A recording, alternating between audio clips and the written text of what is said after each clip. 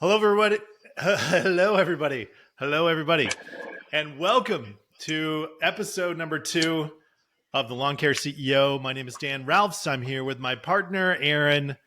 I really am into fertilization, Suttonfield, and I'm committed to P for P, Suttonfield. Yeah, so I am excited to be with you for this episode of the Lawn Care CEO podcast. So here's where we're going to start today. My wife, I'm married. I have 5 kids, most of them on purpose. And my wife is a labor and delivery nurse. And I was trying to teach my wife a little bit about what we do at the Lawn Care CEO, which is, I told her I kind of want to be a little bit like a doctor for lawn care companies. And I said, so sweetheart, tell me, like, when a woman comes in and she's in labor. So my wife does labor and delivery. So when someone comes in and a woman's in labor, like, do you have a process for evaluating what to do? And she said, yeah, of course we do, right? First of all, we hook them up to the monitors. Now, for those of you who've never been around a childbirth, what that means is that the monitors are like stick to the woman's stomach, and they can kind of evaluate whether or not she's contracting. And then there's a monitor for the baby, so they can tell how healthy the baby's doing. So it's a monitor for the mom and for the baby. And by the way, I know way too much about this, Aaron. No man should know as much about labor and delivery as I do, being married to labor and delivery nurse. But anyway, so I know a lot about labor and delivery. So they hook her up to the monitors, and the monitors give these vital statistics to make sure, like, they can evaluate and know with a certainty whether or not this mom is healthy and whether or not the baby's healthy, and they can kind of have her hang out there, or they can take action if something's going wrong. So that's kind of the vision I want you to have in your head, not of pregnant women, but of just the fact that when you go to a doctor, they hook you up to stuff to know whether or not you're healthy. And my wife said, it's sort of funny. I can see why this is like being an entrepreneur, that the moment of passion strikes and the baby is made, but then to keep the baby healthy long-term, you have to like pay attention and monitor whether or not this baby is healthy. And I was like, oh, that's so true. I don't know how many entrepreneurs started in a moment of passion where they thought this is a really good idea, and it was really fun for the honeymoon of the business. But then there came a moment where it was like, oh no, we have to go through this whole laborious process to actually have a really successful, healthy child. Does that analogy make any sense at all, Aaron? It does. It does. Yeah. And we get excited about building businesses, but the work is in the details of running and operating and scaling the business. So far I'm tracking. The funniest part about this, though, was I remember when my wife first, this is I don't know if this is relevant to anyone, but when we first had our first baby, our oldest son, Jay, this is almost 18 years ago now. And I remember my wife would come to me and say, oh, sweetheart, my stomach is hurting in this weird way, or I'm having this contraction, or something weird's going on with my body, which happens apparently when you're having a baby. And she would say, and then I would turn to her and I'd say, all right, I want you to pretend you're a labor and delivery nurse, which she was at the time. And I'm going to pretend to be the father calling into the hospital for you to know whether or not it's healthy. And I would call and I'd say, this is what's going on. And she would say, oh, everything's fine. But that's part of it, right? It's hard to evaluate yourself to know whether or not you're healthy as a mother, even though she knew all of the things, because it's hard to identify whether or not you're healthy from the inside looking out. It's easier from the outside looking in. And I think a lot of times as coaches, we experience that. We notice, and when we meet a company for the first time, we go, man, you're not very healthy. And they don't even recognize it necessarily themselves, because it's just kind of what has been or what's normal. And so today in our podcast, we thought it'd be fun to kind of unpack and ask the question, what makes a lawn care company healthy?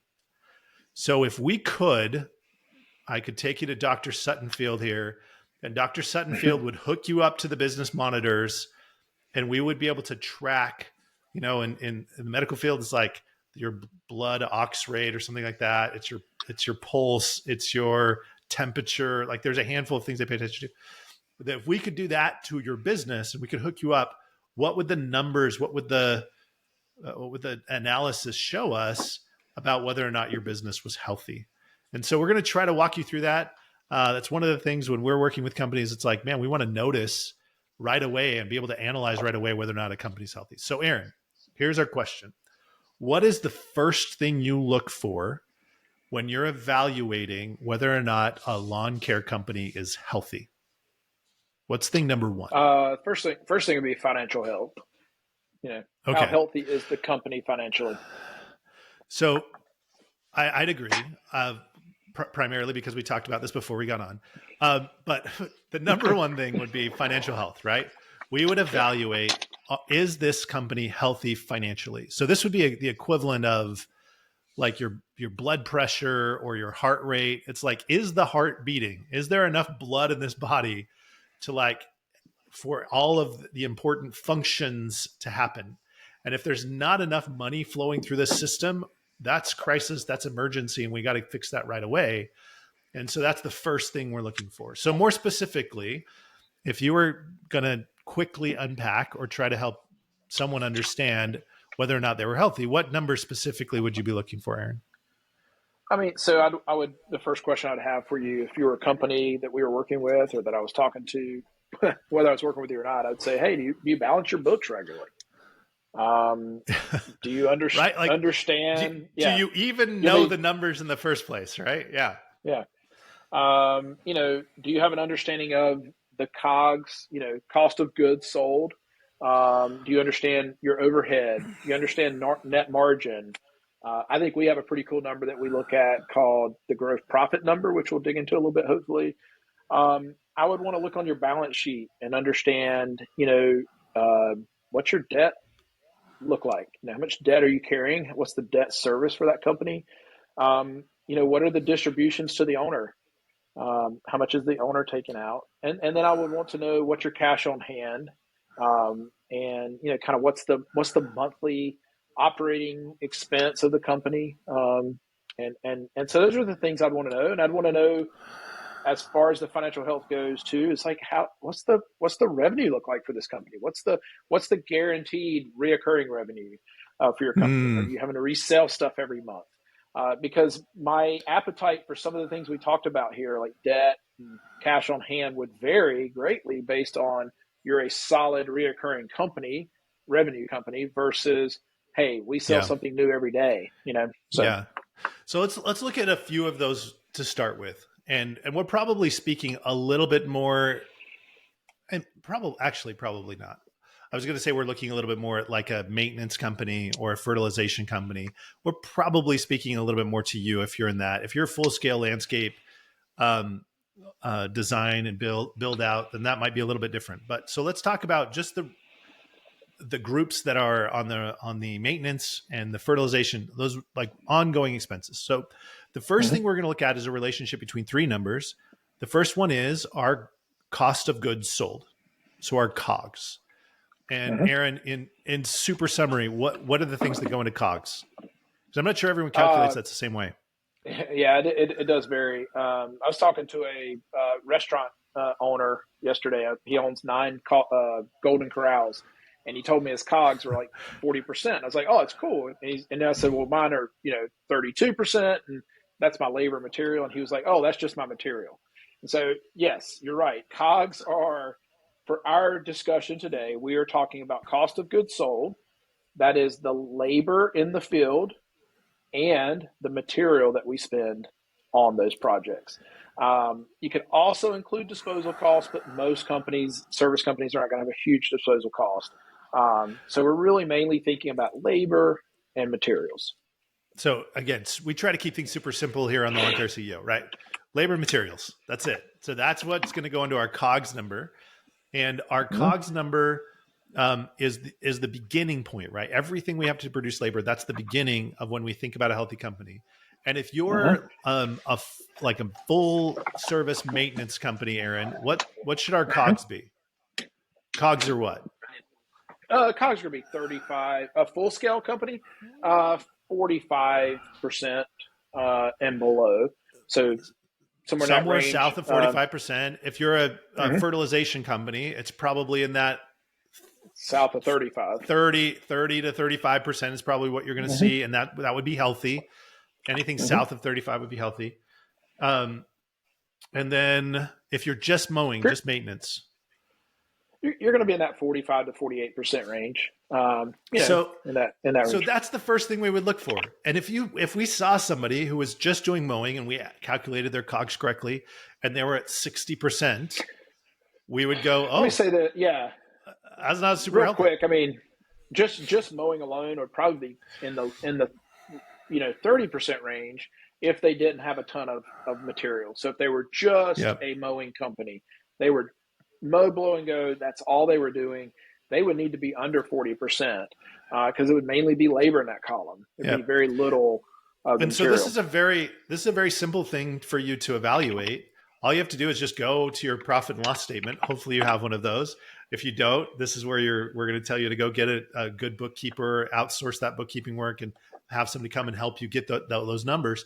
But then you're going to look at your cogs and you're going to say, hey, am I in a healthy range for what types of services I provide? And obviously those are going to be different based on service. So that's number one. Number two is your overhead number, right? So this is every other expense in your business that's not included in your cogs. Every other expense included in your business, that's kind of your overhead number. So, and your overhead number, where do we want that to be, Aaron? If we're going to be in the range of Well, healthy, I this is a mean, harder one. just just deductive reasoning, right? Like if my cogs are 35% and my net profit's 20%, then that leaves me about 45% left, right? If Yep. I'm aiming for a healthy net profit of 20%, then I would be somewhere in that 45% range. Which is kind of cool. And if you haven't discovered this magic yet, it's a cool magic to say I now have a budgeted amount that I can spend over the period of a year because I know generally if I'm going to make 500,000, am I going to make $1,000,000? Keep numbers simple. I'm going to spend $350,000 on labor and materials, and I want $200,000 left over at the end of the year. That gives me $450,000, right, to spend on Mm-hmm. salaries, my salary, the facility, the gas I'm putting in the tanks, the vehicle, like all of that stuff, right? And so that's what we want to start to pay attention to. We want to start to pay attention to the health of the business, make sure that those ratios line up. So that's part one. Part two is we're also looking at the debt load for that company because we could find a company where everything in the P&L sheet is going to show nicely. It's like, oh, look how healthy this P&L is. But when we add the debt load, we no longer have a 20% net profit. We now have a 2% net profit or something, right? Where it's like, oh, Right. this isn't as healthy anymore.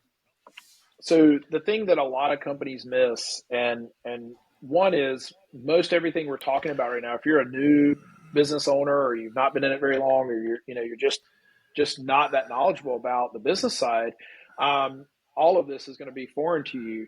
But I find that most people kind of understand the P&L statement a little bit. The one thing they miss is that if they're in debt, if they're carrying debt, um, and then all of that service is going to it's going to show up on the balance sheet, and it's going to come from your net profit. If you're paying those bills on time, the money's not going to be subtracted from your P&L statement. And this is one where people say all the time, like, should I lease or should I buy the equipment? Should I get a loan or get a lease on the equipment? Interestingly enough, if you lease equipment, it will show up on the P&L statement. It's a little cleaner. You can see it a little easier. On the balance sheet, if you're borrowing money for a loan on a truck or a piece of equipment, it's going to show up on your balance sheet. And so it can be really easy to kind of forget about it. It's kind of living over there. And you just don't really see it firsthand. And so understanding that. I think we skipped over something real quick, Dan. Yeah. I firmly believe that unless you are a CPA and you got out of being an accountant and you started, you know, doing lawn care, then you probably need to hire someone to do your books. Um, Is that a very common story? Accountant turned lawn care professional. I don't think that's a very not common typically, category. but I've met a lot of lawn care guys who think they're accountants, and the other thing is the next one I hear is, well, I've got someone on my staff, they do that. Again, unless you were a CPA who got into owning a lawn care company that's going to train the person on your staff to do the books, you probably should outsource that. And I've seen multiple times where companies could save thousands of dollars by outsourcing it. They were paying someone Yeah. 50,000 a year. I know a company paying someone 50,000 a year. They outsourced their bookkeeping for $1,000 a month to someone who's better than the person that was on their staff. Yeah. So do the things you do well and let other professionals do the things they do well. And so a Well, lot of times we get caught up on that number, $500 to $1,000 a month. By the way, I've heard this number, and I think it's a pretty good budget. Budget about 1% of your annual revenue to pay a bookkeeper. yeah. And And so and here's if you're really and let me small, that's not going to work great. and I want to zoom back even more. So this is the lawn care CEO, emphasis on CEO. And one of the things we're going to try to do over this period of time is up level your CEOing. Is that phrase CEOing? We want you to become better at being a CEO. And the transition is when I started my business, I was a bank account balance sheet guy, meaning I operated off of the bank account, which meant I could spend money if I had it. Okay. So that's how I thought about my financial world when I very first started my business. And what begins to happen is you get to the end of the year, you put in all of this work and all of this effort, and then you get to the very end and my wife would balance my books at the end of the year. So I was not outsourcing my bookkeeping, right? I was making all those mistakes. I would get to the end of the year and my wife would be like, bad news, sweetheart. Your business lost $5,000 this year. And I was like, oh. And I was like, this was our best year ever. Nope. I actually lost $5,000. And so we want you as CEOs to get to the end of the year and know if I had $1 million year, I have $200,000 that I get to either reinvest or I get to put in my pocket or right. I have this big number that I get to play with instead of getting to the end of the year, looking at your bank account and going, why is there less money in it this year than there was last year? And so that's I why kind of these understanding and learning these numbers are so important, right? I kind of want you to get to the end of the month and know that you Yeah, lost money sure. in a month. And Yeah, then I know that next month I have to be very careful because if I can't lose 2 months in a row. And yeah, so when you have a poor month, you need to know that. By the way, if you're not balancing those books by the 10th to the 20th of the next month, you're doing it wrong. You yeah, can't balance books every 3 months. So really, you can't even get into understanding this stuff unless you are balancing and reconciling your bank accounts. You're tracking those receipts. We were on a call earlier today. We are talking about collecting receipts. Those receipts need to be attached somewhere. I mean, QuickBooks has a really cool thing where you can upload the receipt, attach it to the expense. Those are the things that good CEOs and good CFOs are doing. And so if you're running a healthy company, you're doing those things. If you're not, you're probably not yeah. really healthy. Um, So in review, um, mhm. how do we know if a small business, a lawn care company is healthy, or really any small business? Is we're going to look at the books, and we're going to ask, is this a company that's financially healthy? What that means is they have a nice, healthy margin at the end of the day, even after they service their debt. They have some cash in the bank, and their COGS and all these other overhead proportions are in alignment. Now, um, the first thing we would ask is, have you even balanced your books? Do you know where your books are at? Can we even tell if you're healthy enough? Um, and so if you're sitting along at home and you're like measuring yourself, asking yourself, is my lawn care company healthy? We would ask, are your numbers in balance? And do you know if your numbers are in balance? And if you don't know your numbers are balanced, then that's where we begin, right? We'd say, hey, we don't even know if we're not healthy. And that's almost scarier. By the way, if you go to a doctor and the doctor says you're sick, it's almost better than they say, we know some things might be wrong, but we're not sure. Like you never want a doctor to tell you, we don't know what's going on. That's the scariest thing of all. So we want to get to the know. All right. So thing one is financial health. Thing one's financial health. But we've met companies, I've at least met companies who financially were healthy, but they weren't healthy companies. Like there were other things going on where you go, man, even though financially your books might be in order and you might have a nice cash reserve, eesh, there's some other pieces to the puzzle that aren't there. So, Aaron, what's your number two piece? Yeah, business rhythm is what we Okay. called it. So that would be, how is the business operating? Um, if depending on your size, as an owner, if you're a smaller business, are you taking time to sort of look back at the rhythm of the company, planning, for the future of that company? Are you looking at metrics that the company may be following? If you're a larger company, what's your leadership team's meeting schedule? If it's not Yeah. weekly, 60 to 90 minutes.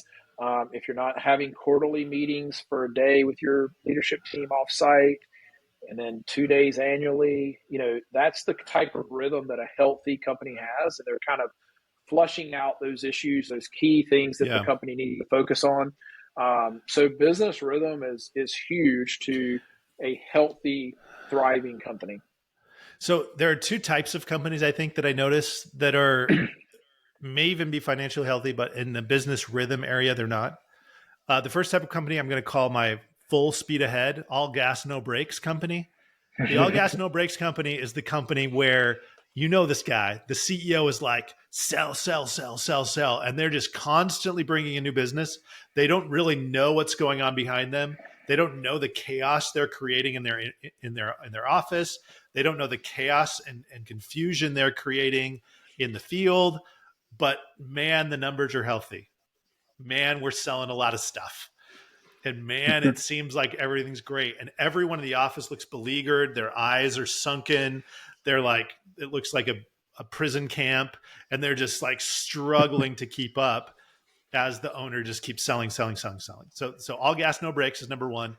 And the second category that I see this happening is often when the CEO or owner is taking on way too much themselves. Hmm. So they're we'll call them the heroes, the martyrs. Probably martyrs is a better word, but they're the martyrs, meaning they have all of the tasks that need to happen in the business. They're so busy doing all the stuff. They're so caught up in the whirlwind of the business that they never have time for anything, not for their families, not for their kids, not for their dogs or their parakeets. They have no time. And as a result, the thought of pausing to take time to balance your books, check your numbers, do these other pieces seem secondary.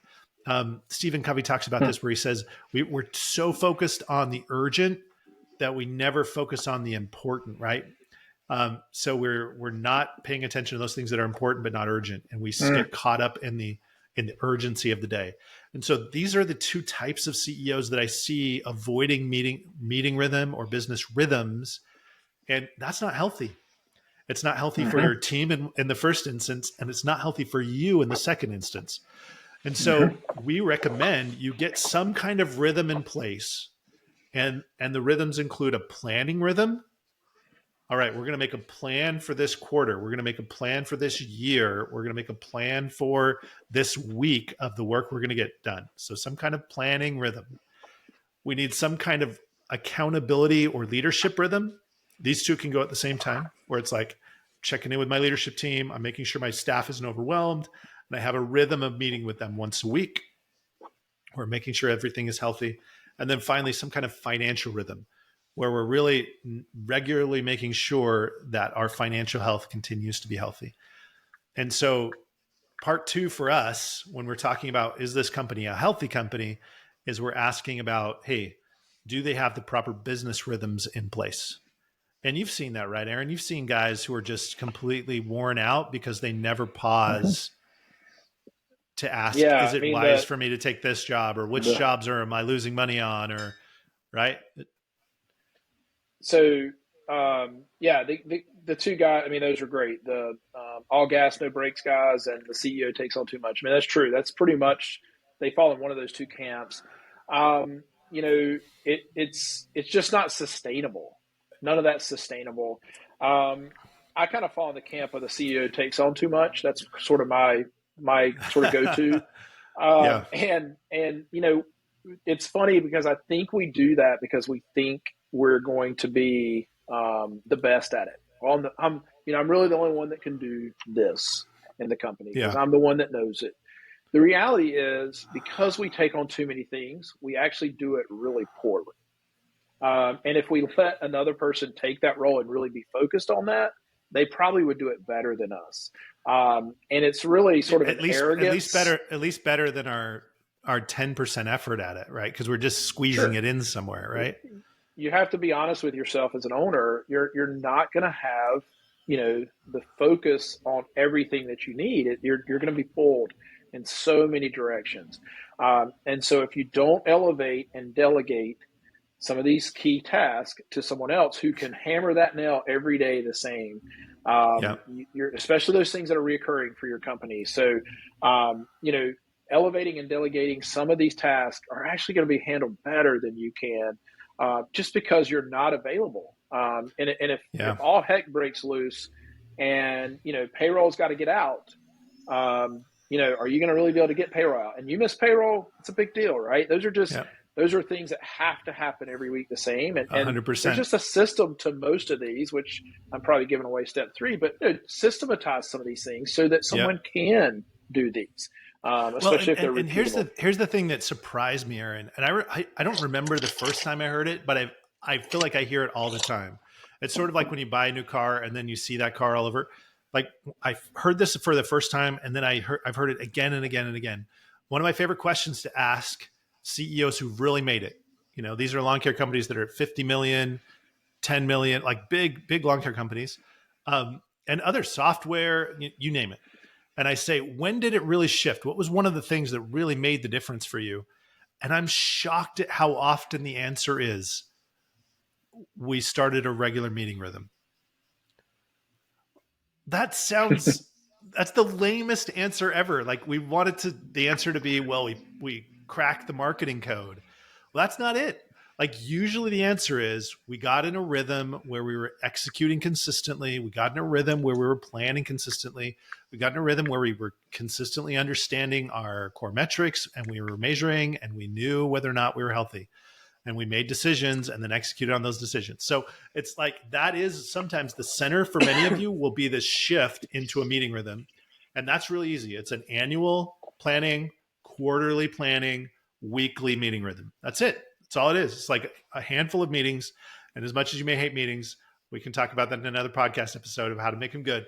But that becomes sometimes the most urgent thing. So when we meet a company, usually the way we evaluate that is not whether or not they have a meeting rhythm. Usually we can tell they don't have a meeting rhythm as we talk to their team and their team is frustrated and overwhelmed. We talk to the owner, they're frustrated and overwhelmed. And usually that's points to the fact there's not a great meeting rhythm happening or the meeting rhythm isn't effective when they are doing those things. All right, thing 3. And before you get to thing 3, if you just commit to that rhythm that we just talked about, even if you're not a world-class CEO or you're not a world-class lawn care guy, or you just got into lawn care and you're figuring it out, or insert whatever issue you might think keeps you from growing a company, that rhythm alone will flush out and you'll become a much better company in 12 months, Yeah. 18 months, 24 months, 36 months. You'll figure all those hurdles, you'll jump them faster, just having that rhythm, because accountability and all that comes into it. So Yeah. the third thing that we talked about was system simplicity, like just simplifying the company. This is a big one for me. I think I see a lot of lawn care companies. This is the podcast is the lawn care CEO. So let's stay in this industry. How many lawn care companies, Dan, that we've come across are mowing, fertilizing, irrigating, trimming, cleanup, patios, retaining walls, landscape I planting. was talking I to mean, I somebody just who named was 8. I was talking to somebody who was feeling very proud that they had downgraded their service line from 200 services down to like 25, and they were like, Good ooh, Lord. look at us, we're only 25 service offerings now. And so like again, we could meet somebody who's financially healthy, we could meet somebody who for the most part had a good meeting rhythm, But again, we're going to find in the chaos of their business. And that's the key word. If your business feels chaotic, like there's so much going on that can't fit in one brain anymore. There's so much going on. It feels like I'm running in 100 different directions. When it feels chaotic, that's usually a good sign that your business is not simple enough and your systems aren't healthy in your business. And one of the primary reasons your systems aren't healthy is because you have so many offerings that each system doesn't get the proper attention, so it can't be automated and simplified and made to just work seamlessly, because I'm selling hedge trimming and I'm selling trees and I'm selling commercial fertilization and I'm selling, and the list goes on and on. Each one of those deserves its own system treatment. And because we have so many, we can never get to the point where we just have a very simple product where we sell it over and over again, kind of the same way, until it gets kind of boring.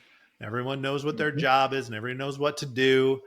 Like, that's the business we want, because that's the business that's scalable. Those are the businesses that you can really squeeze out the most profit of, True. because you can tweak and you can, perfect those.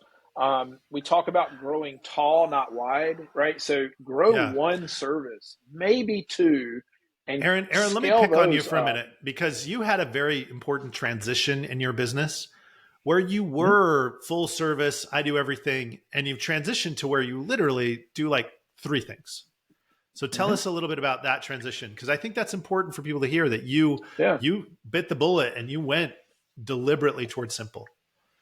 Yeah, I mean, we were a full scale lawn care company for 20 some years, and there was a few iterations of that. I won't bore you with all those details, but we did kind of land in this residential service based business that was doing mowing, shrub trimming, fertilization, and what we found was that would be, I would have argued, probably a pretty simple concept. Because there was a more complex concept in that. But what we found is that the margins were the highest on the fertilization, had the least amount of employees, least amount of issues, least amount of expense to operate, overhead. But 75% of the whole company's energy went to the lowest margin service, which was mowing. And so it was extremely frustrating for a number of years. We saw this trend in 2016, 2017, and I talked to people that I was friends with or that I coached with or that, mastermind group I was in. And I would say, I don't know why I'm doing this. I should just focus on this simple side of my business. And finally in 2020, we decided to do that. Simple defined. Let me just call this out. Simple defined as, in case you missed it, least headaches, Yep. Highest margin, Mm-hmm. simplest for the team to sell, simplest for the team Lowest to fulfill, overhead. lowest overhead. So this is when we, like, you could look at your business and you could do the same analysis, right? And so for Aaron, yours was, man, fertilization. Why am I spending all this time over here when I could be spending time on fertilization? And how did it turn out? Fantastic. Or else we wouldn't be telling the story, right? Yeah. And also, I mean, I think it's important. I don't go get rid of all your mowing right now and go fert only if you don't have a good fertilization base. One thing we found is that almost 2.5 clients to one got fertilization over mowing. So we had, for every 2.5 clients that had fertilization, one client got mowing. So it's a really good trend, right? We were like, oh, okay, it's an interesting trend. The other thing that just sort of dawned on me, and if you're in this industry, you should know this: who's the largest company in the green industry?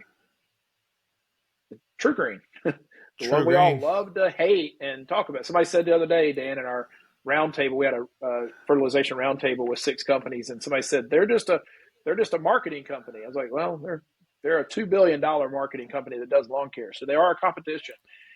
But for the most part, True Green does fertilization. I know in some markets they do some mowing and some small things like that, but they are a fertilization company. And so, I was kind of like, well, there must be a reason someone that's got a $2 billion company only focuses on that market. I am seeing a trend that most people who call me for residential service want the fertilization.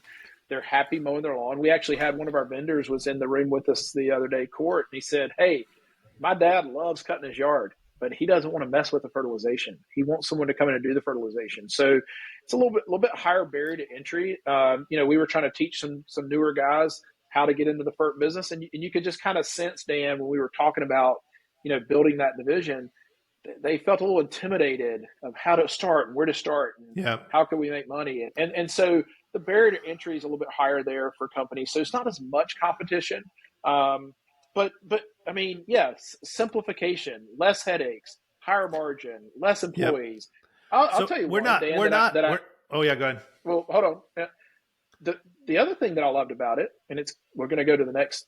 This will be a good transition. Is the people that I hire today make more money. I provide health care, retirement, and so I am actually one of my purpose of my company is to impact people and save lawns, and so I'm actually impacting the people who work with me better. I'm making their lives better, Yeah. And so the job is better for that person as well.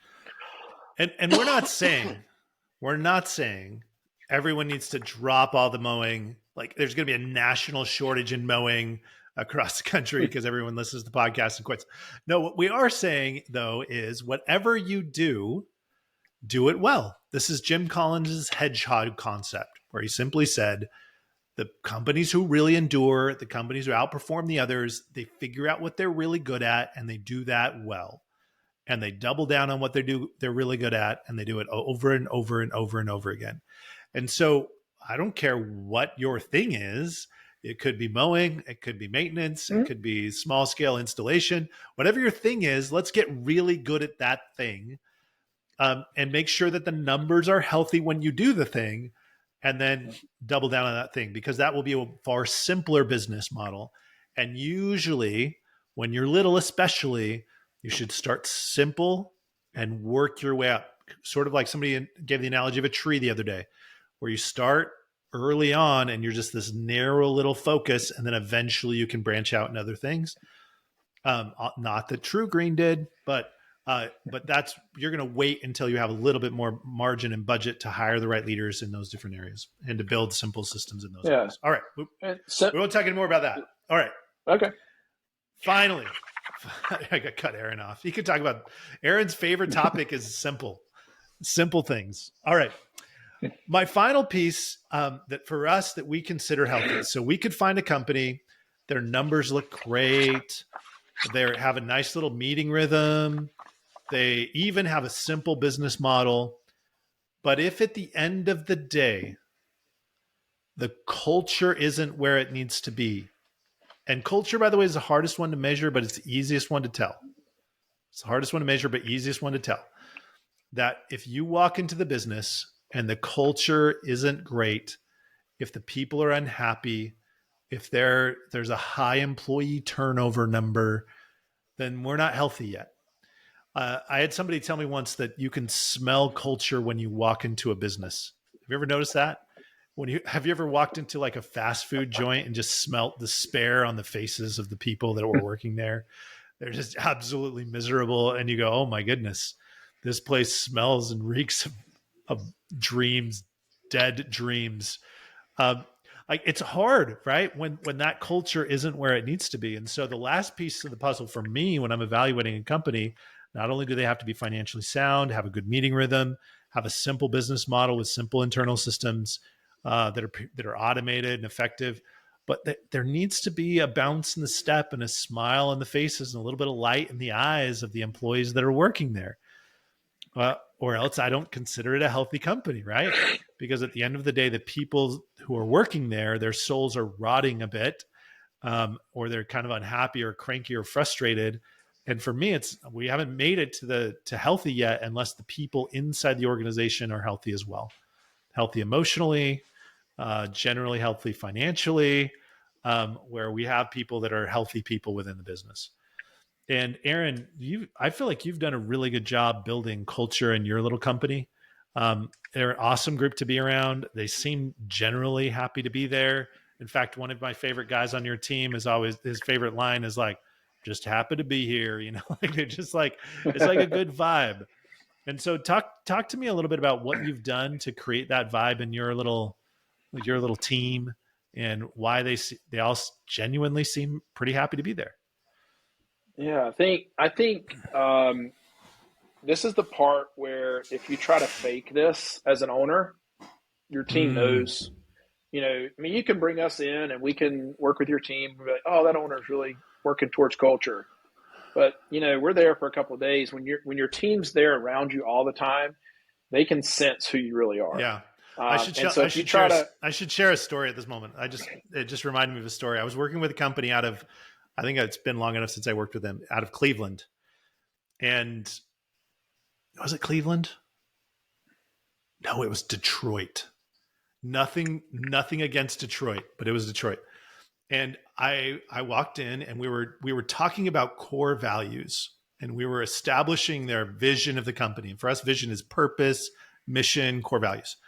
And we just had this great conversation, and the whole team is there, and we're like, yeah, core values. And we're writing core values down, and everyone's just feeling all warm and fuzzy about it. And I said, all right, everyone, we're going to go to break. 15-minute break. Meet right back here. We're going to talk more about values. The During the break, something had happened. I don't know what happened, but you could hear in the back of the room the owner of the business just cussing out one of the employees, hmm, to the point where it rolled past the break and into my time. And so I was kind of up front waiting for it to start, and we're all listening to what's happening in the back of the room. And this woman in the front row just looks up at me and says, see, as if to say, see what we deal with here?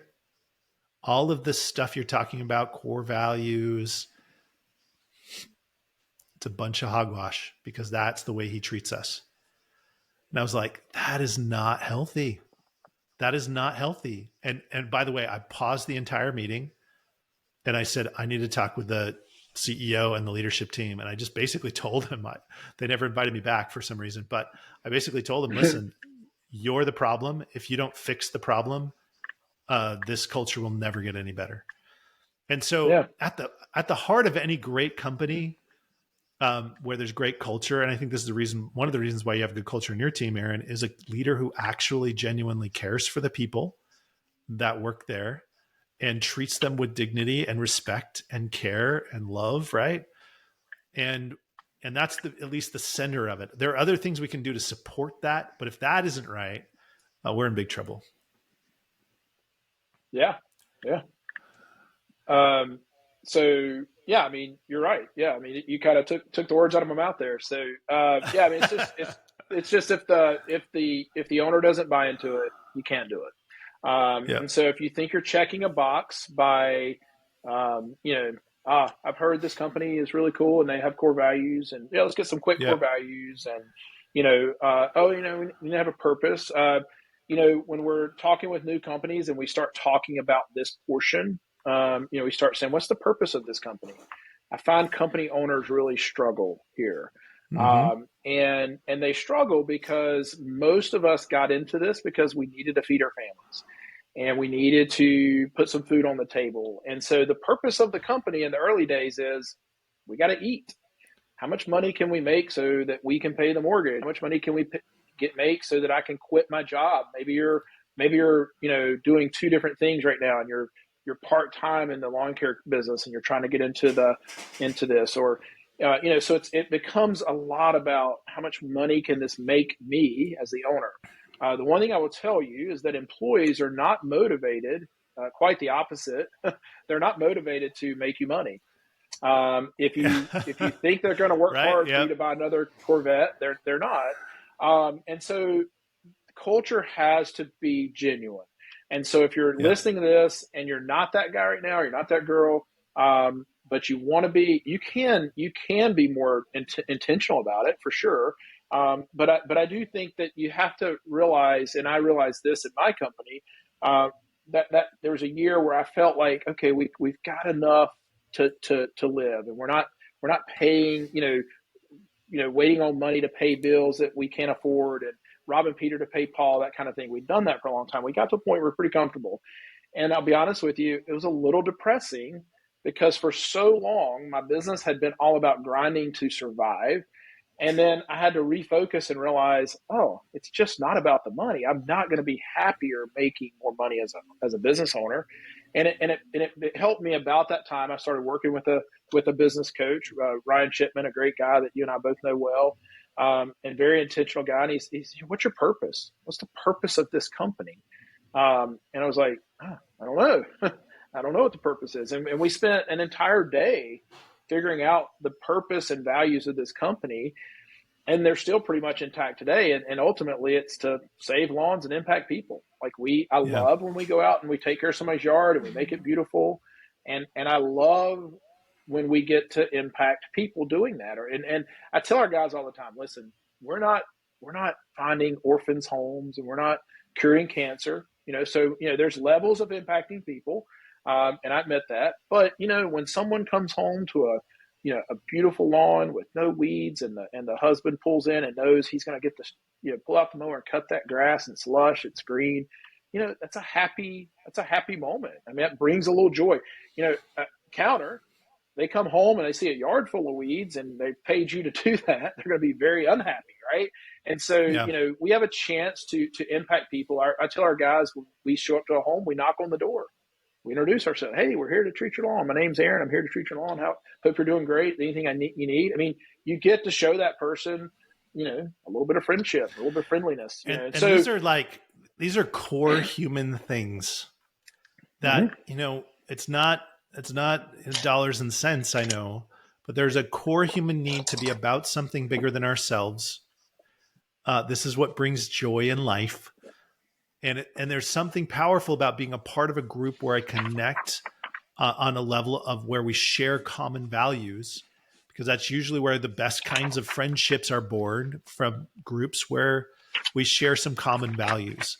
And so usually when I bump into a company, the reason this isn't healthy is because, one, it's not defined. So we haven't really taken the time, like Aaron went through, to say, what is this about? What kind of community am I trying to build? What can I rally everyone around? And then two, it's not enforced, meaning that when someone isn't living the core values, we let them continue to hang out in the company. We let them continue to be a part of the company. And there's this joke that someone said, Dan, you're like the hatchet man, because everywhere you go, people get fired. And I felt so bad because I'm such a nice person.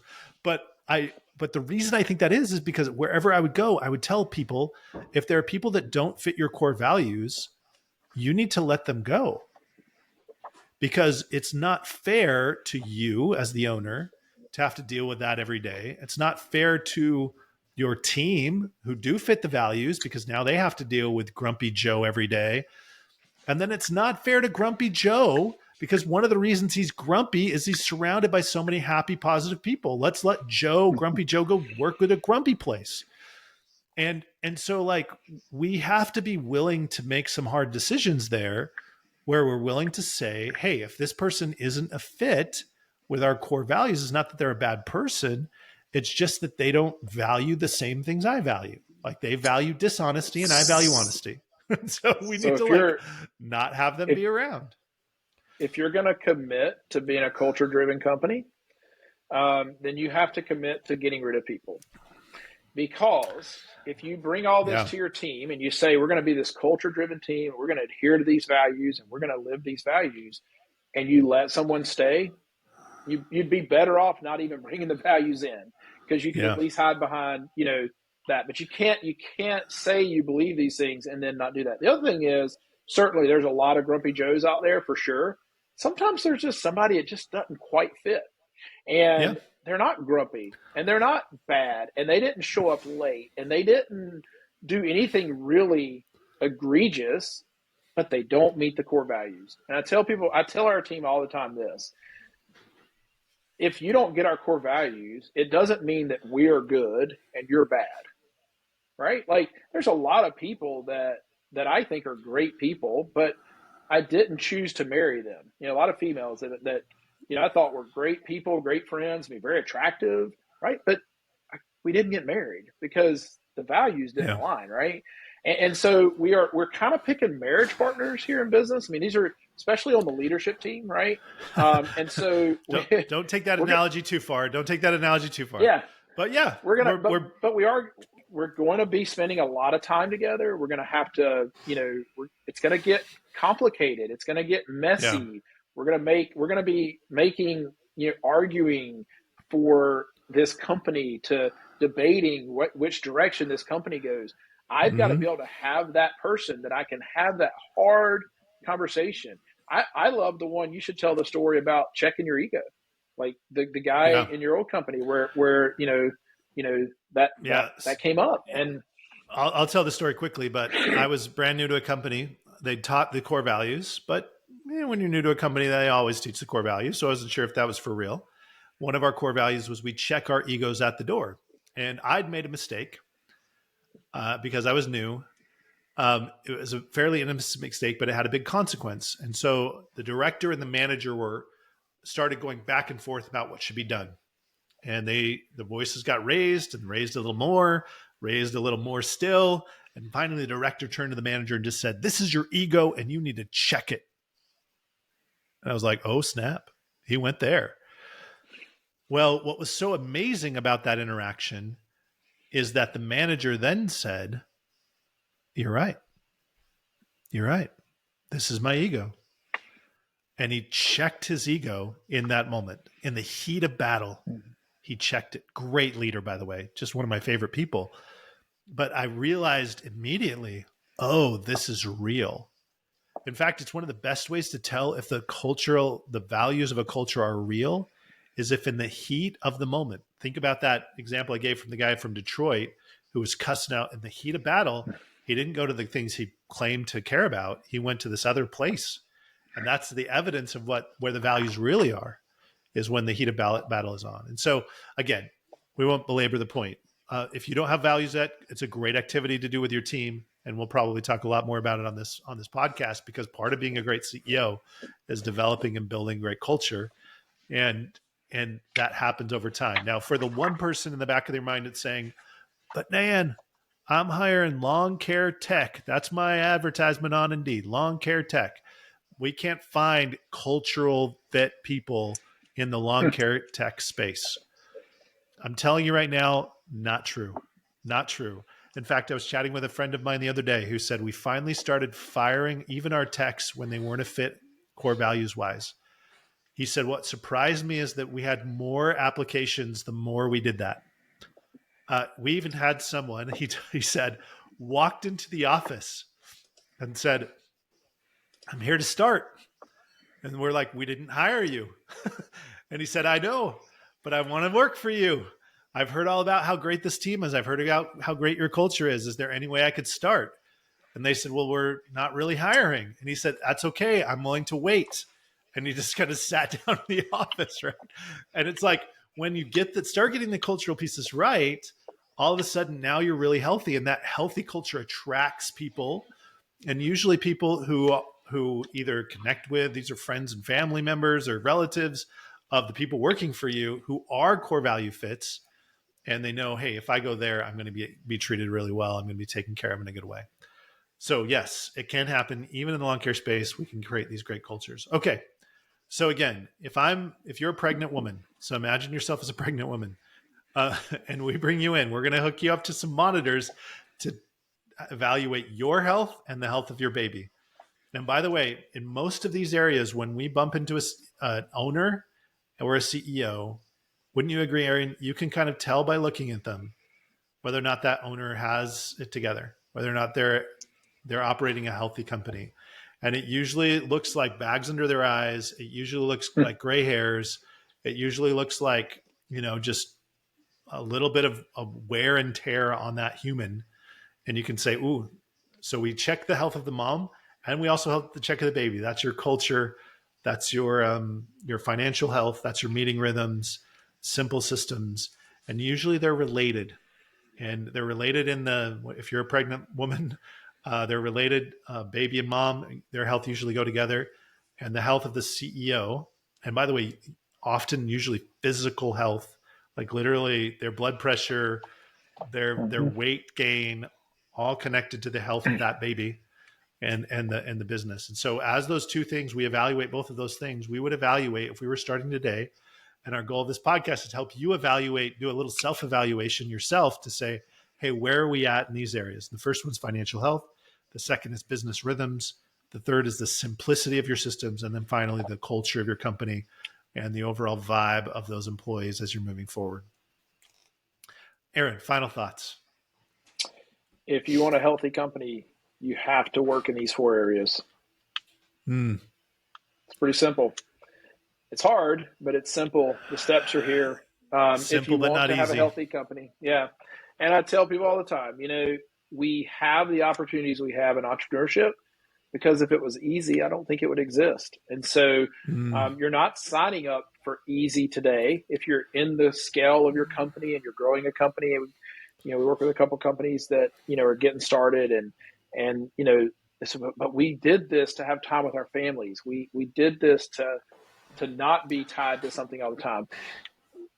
This will get you, these 4 steps will get you removed from your business faster than anything else that we could teach you. And so implementing and being serious and genuine about implementing these, the genuine in the culture, serious about the rest of them, that'll get you the freedom that you thought you were getting when you went into business. If you don't do these things, you're going to be tied to you're going to be a technician the rest of your life. And so we can talk to you how to build a really simple technician-driven business, but that's a whole nother discussion. This is for somebody who's wanting to scale. That's lawn care. That's the lawn care technician podcast. This is the lawn care CEO podcast, right?